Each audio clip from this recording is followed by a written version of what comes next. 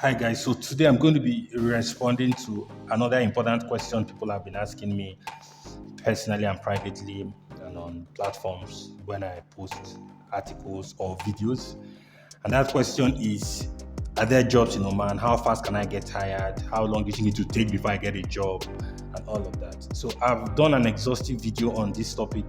It's about a 30 minutes video on this topic, but I just felt like making a more concise one as well, so that people who might not have the time to watch the 30 minutes video can watch this one and not have to ask me that question.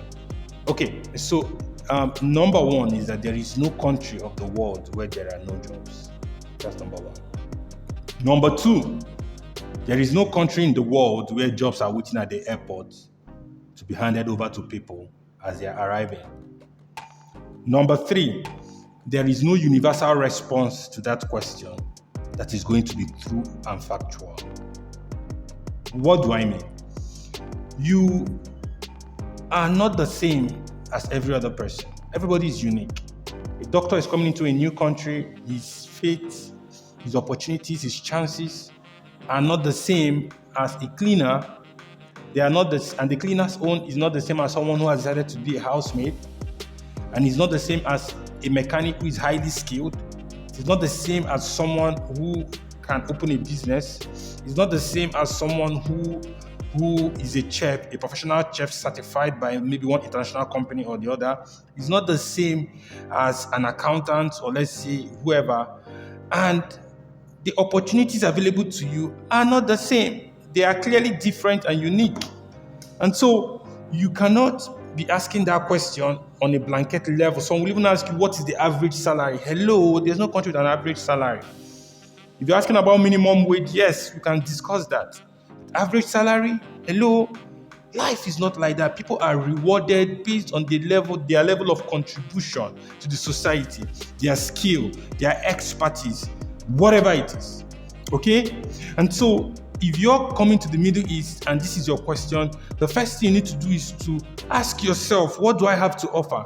What do I plan to do in this country, especially if you're coming in without a job? Because those are the people that are always asking these questions. And so I want to come to this country without a job. What do I have to offer? Does anybody need my skill in this country? Are people paying people to do this thing in this country? Are there organizations seeking for such jobs or such people with my skill in this country? Search the internet, my brother. Go to indeed.com, go to all the job sites and put in your profession and see whether anybody is even looking for you at all. And that will already show you what your chances are, even though it's not a completely true 100% representation of what the situation might be on ground, but it will at least give you an idea of what you might be expecting to see or not. And so it's clear that the higher qualified you are and the more in demand that your profession is in that country, the higher the likelihood of you getting a job faster than the other person who has a reverse of this situation in their own personal life.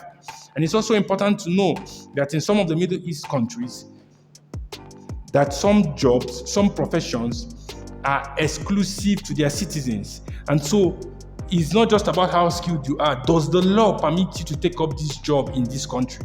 So there are jobs that are prohibited for foreigners to be doing in some Middle East countries. Because we advise people and we guide them on business registrations, we know even businesses, there are a very long list of businesses, almost 80 or so businesses that an expert is not allowed to engage in Oman independently. Maybe you might be able to find a partnership that will allow you to engage in such a business if you find a citizen who is interested in the business and you guys will work together. But 100% an expatriate going into such a business is not allowed in Oman.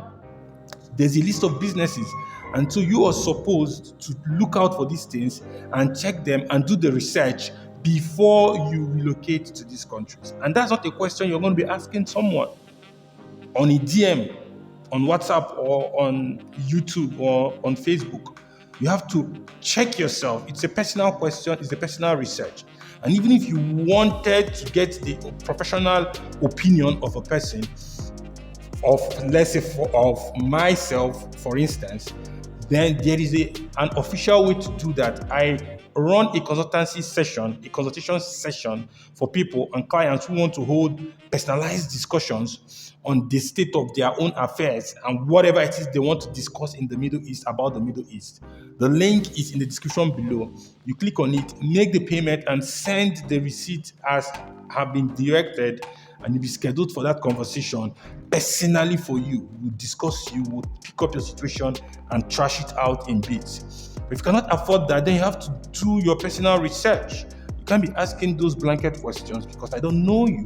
I don't know your pedigree. I don't know your qualification. I don't know. There's no one response fits all, one answer fits all to that question. And naturally, I am too busy to engage in the front and back required to guide you appropriately for free. And so, if you are interested in holding such a personalized conversation, simply book for a consultation session. The link and the price and everything is in the description below. And someone will reach out to you and we'll be able to schedule you for such a meeting. Okay? So I hope this helps. Thank you. Don't forget to subscribe, like this video, and turn on your notification buttons. See you in my next episode.